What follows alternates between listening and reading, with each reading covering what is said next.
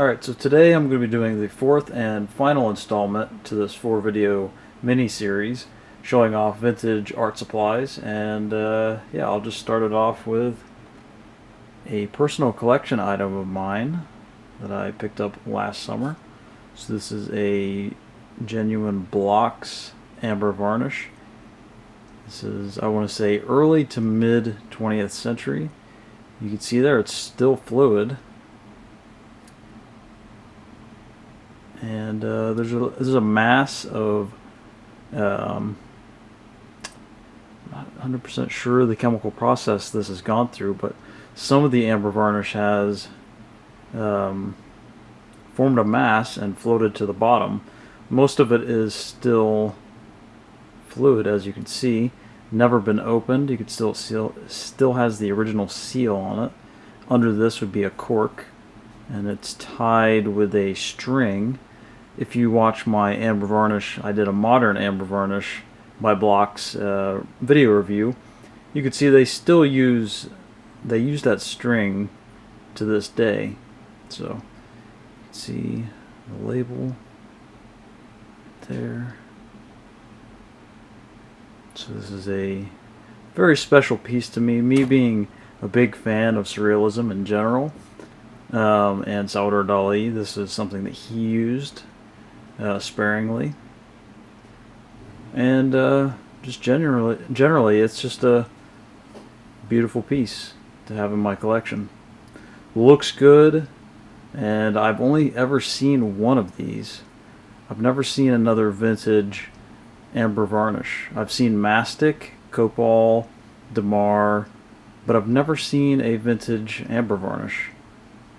So it's going to be a while, especially in this condition, unopened, still fluid, just absolutely beautiful. For those of you who don't know exactly what this would be amber resin that has been combined with poppy seed oil to create a medium or varnish.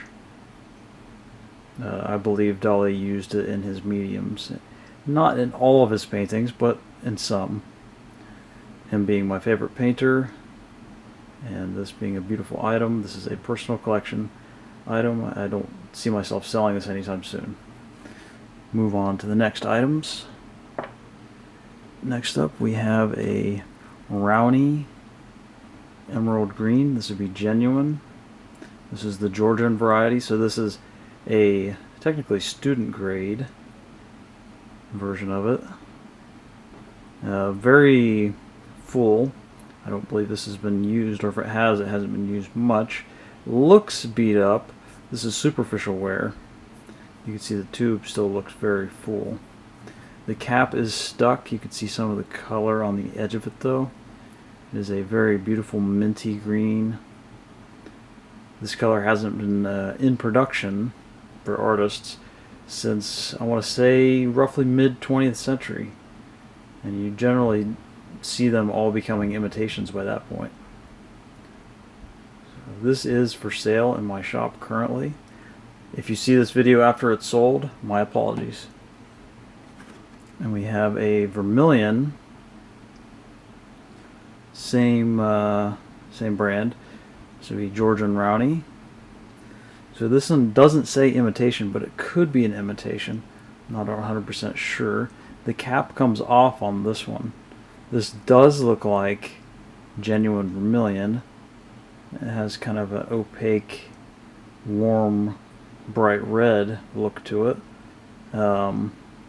Both tubes, this and the emerald green, are both soft. It's just the emerald green, the cap is stuck. So I'm not 100% sure if this is a genuine vermilion or a vintage hue. Same thing here, tube's mostly full. Has the superficial wear on the exterior of the tube. Yeah, so moving on to the next. We have a Gamboge by Windsor and Newton. This is a watercolor full pan. See, it says the London, England there at the bottom. And you can see the beautiful detail of the dragon on the back. I don't believe this has been used, or if it has, it's very sparingly. And I want to say this is maybe late 19th century to early 20th century. You can still find this color today. It's not as easy to find, but it's still out there in varying quantities. But generally, most of the ones you're going to find labeled gamboge are imitations. You can still find the real thing to a certain extent. Beautiful piece. This is also for sale. Pretty much everything I'm going to be showing you today is for sale, barring a couple of the items, but I'll specifically mention those ones.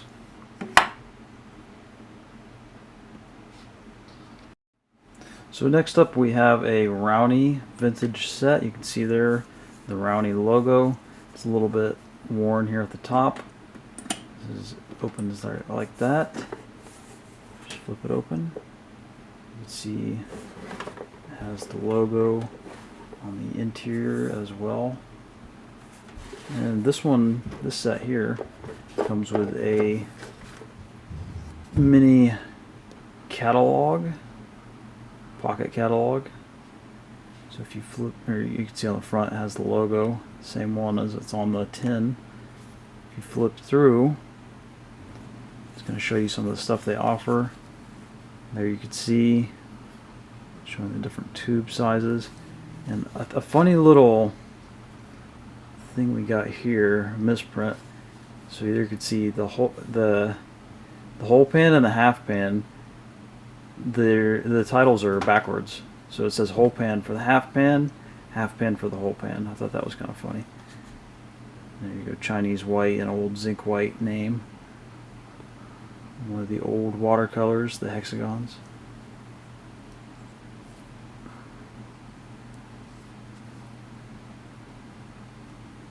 It's nice seeing these old tins and watercolor ceramics that they used to have.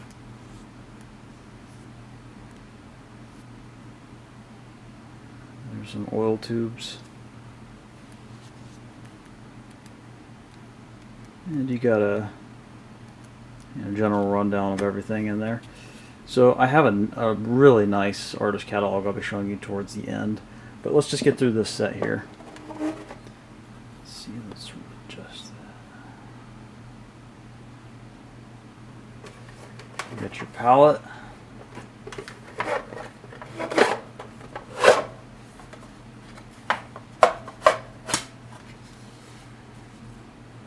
Beautiful palette, barely used.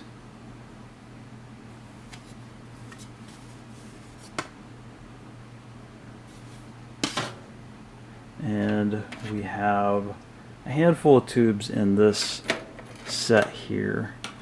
I'll just run through them real quickly. Okay, so first up, one of the most important ones, we have a flake white.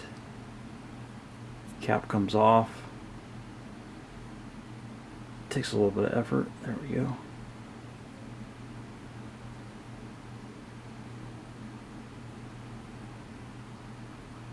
Still mostly full too, soft as well.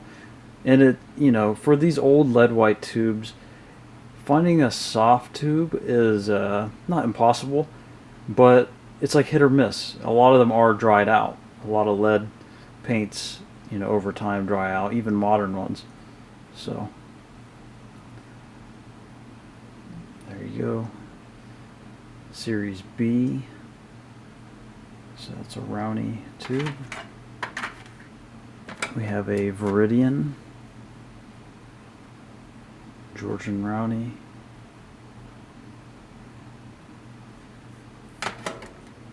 We have a yellow ochre.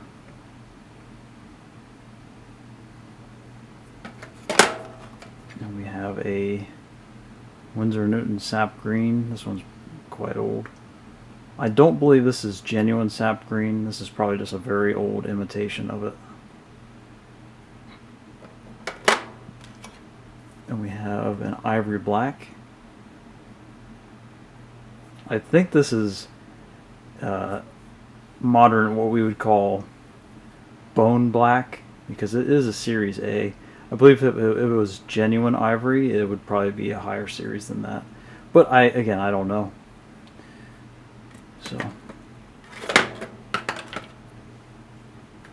So that's it for that set.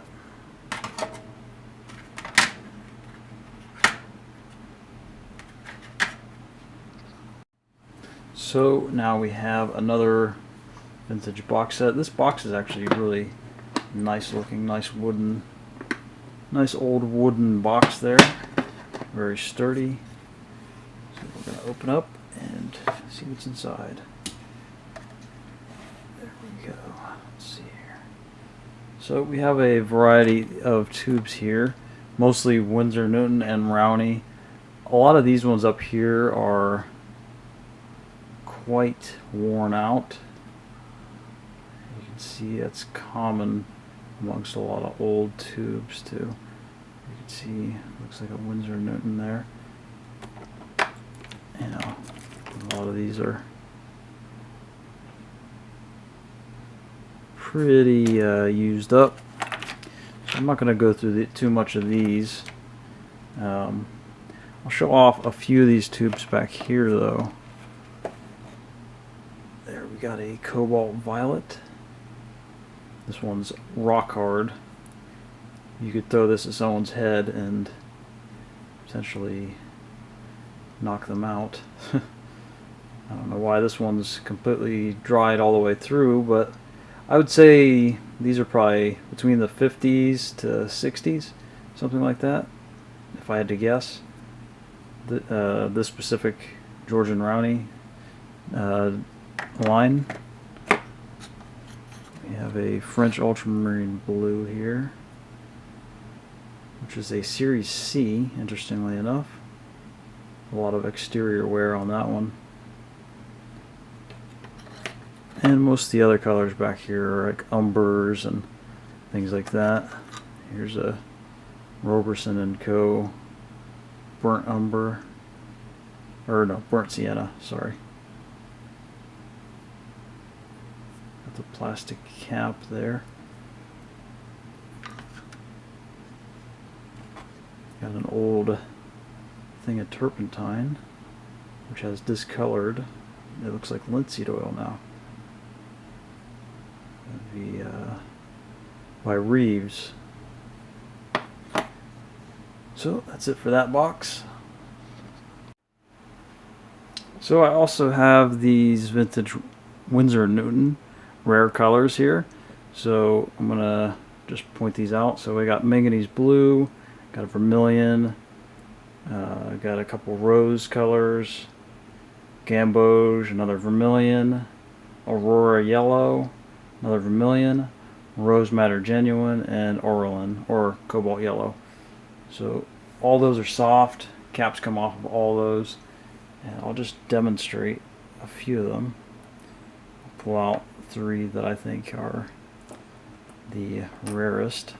You got your manganese blue, you got your vermilion, and you got your gamboge. Let's see here. Set these down.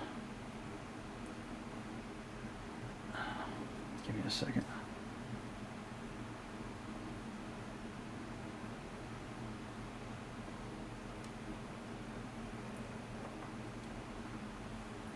So there you can see.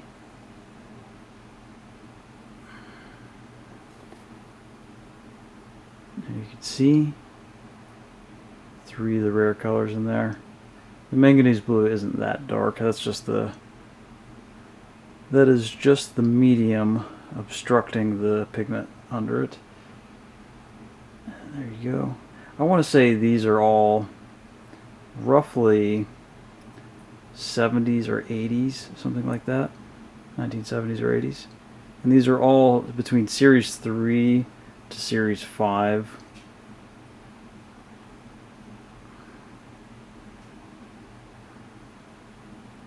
Got some Series 4, but anyways, it's funny that now the hardest out of all these to get is actually manganese blue, which in this set right here is a Series 3, which is the lowest amongst all of these.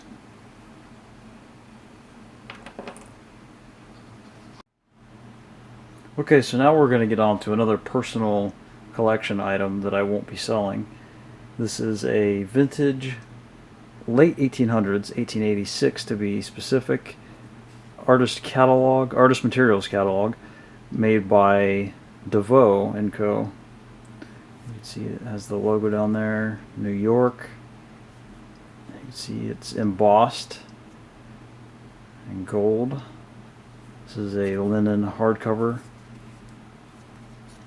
You can see on the side there. Let's get that in focus. Artist materials. And then on the back, DeVoe & Co., New York, manufacturers of paints, varnishes, brushes, artist materials. Just absolutely beautiful, the craftsmanship. Could you believe a company making an artist material catalog like this in 2023? I just don't think it's going to happen. This right here is a work of art itself. There you can see at the top there. It says, "Painting, sir, I have heard say is a mystery. Measure for measure." That'd be Shakespeare. So we're going to open this up and I'll show you a few cool things in there. So even the inside of the book here is really cool. Just the attention to detail on this is just amazing. And the original owner has the date in there, 1886. So let's see here.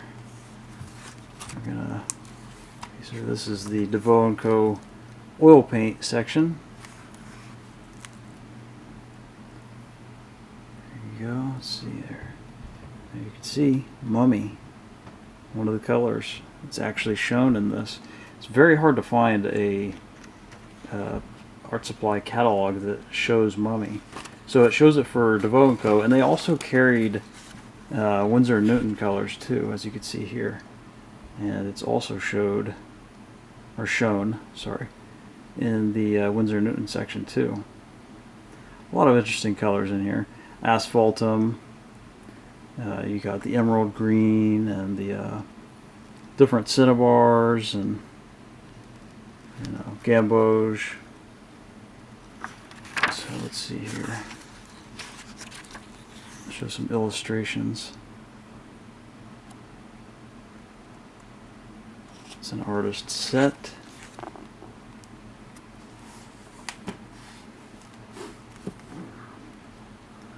get that in focus. I'll just kind of flip through here and let you look at some of the stuff we got. We got some easels.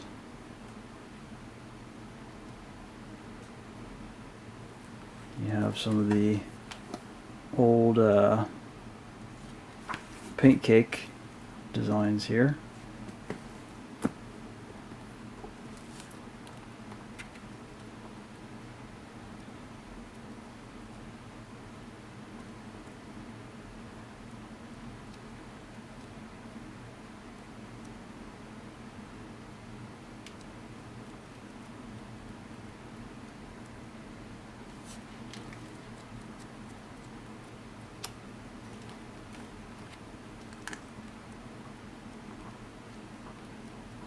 This book's just absolutely loaded with different artist and architecture supplies you can get. And it has a lot of nice illustrations in there too. There's a nice one at the beginning I wanted to show you. There's a couple nice ones at the beginning. Apparently this was at the store, like at a DeVoe store it says. Original oil painting of above portrait at store of F.W. DeVoe & Co., William Post. So I guess he was a dealer of art supplies, if I follow correctly. Let's see here, there's one more illustration and one more thing in here I wanted to show you, or a couple things, actually. Here is, let's see here.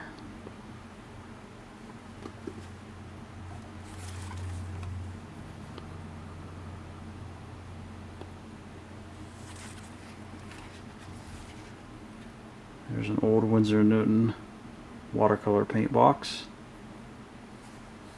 Here's a beautiful illustration at the beginning of the book.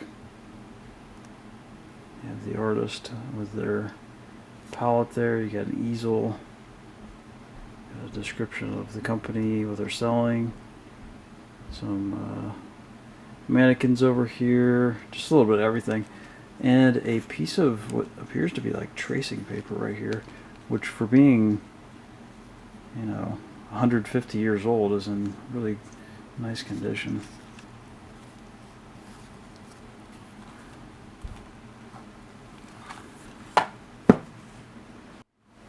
One last thing I'd like to show off in this book, there is a pigment section, fine dry colors, and you can see here Mummy is also being sold as a dry pigment by DeVoe, and if you go over here, $5 for a pound of Mummy pigment.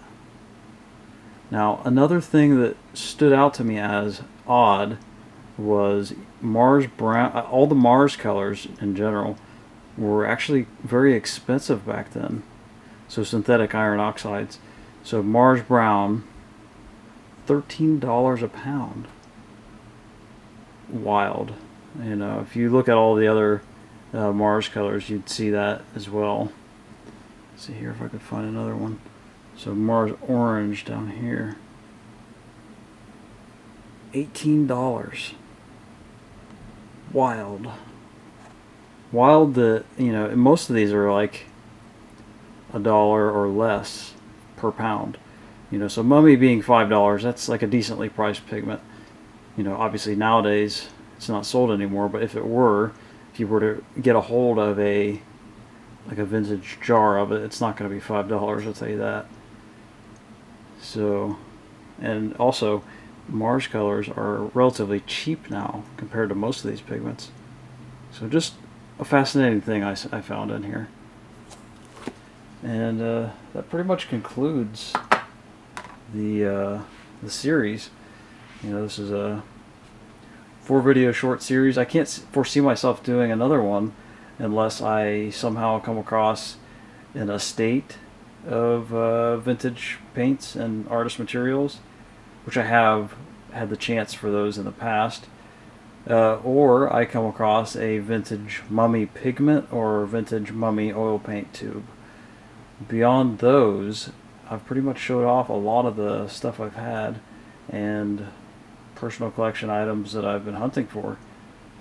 So hope you enjoyed. If you haven't seen the other videos, go check them out. I really generally uploaded maybe once every 3 years or so. Every few years or so I added a video to the series. So this looks like it's going to be the final one. So hope you enjoyed, and thanks for your support. Take care.